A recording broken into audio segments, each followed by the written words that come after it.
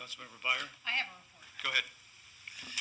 So I had the pleasure of spending some time with my family over Thanksgiving, and then last week with another part of my family. And strangely enough, they follow me on this meeting. They actually watch my meetings, which just creeped me right out. But when my first part of my family told me this, I thought, yeah, whatever. And then when my son said the same thing, I thought, okay, maybe this is an issue. I don't generally talk a lot at city council meetings, and they thought that it looked like I was not interested anymore in city council, and I just wanted to make it clear that that's not the case at all. My philosophy about talking is if what is I want to say has already been said, I will not say it again. I might not even say I agree. You'll be able to tell I agree because I vote yes. So if somebody says something intelligent that is solving my problem, I don't feel a need to chime in. It's not that I'm not interested, it's that I just don't think that's efficient, and I am an economist, and that's the way that works.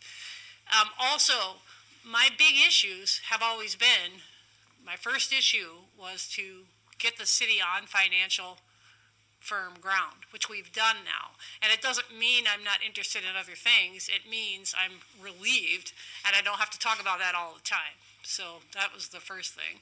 The second thing was to get rid of the blight on the corner, which is done. And then the third thing was to deal with other financial issues, such as having a rational policy about TIFs to make sure we're only using those for public good, doing something about debt that we haven't been able to unload. And all of these things are occurring, but they're occurring in ways that don't come to the city council meeting and have to be talked about. They're just the staff doing their work. So I wanted to put that out there. The other thing I don't do is I don't cheerlead, just because that's not my personality. It doesn't mean I don't think that our staff is wonderful and our city is wonderful. Obviously, I'm here. I'm going to be here the rest of my life, and I wouldn't be if I didn't think that. And the reason I ran for council is because I wanted to stay that way.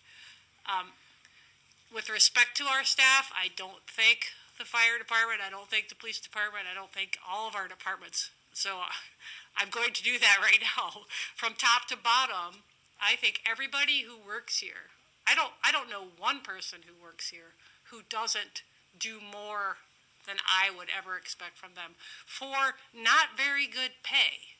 And that just amazes me every day. When we can't give raises because we don't have any money, in a lot of companies, people get unhappy and grouchy and take it out in their work. And our staff doesn't do that. We've lost some good staff because we can't pay enough. But the staff who remain are dedicated to the city and are just working their tails off.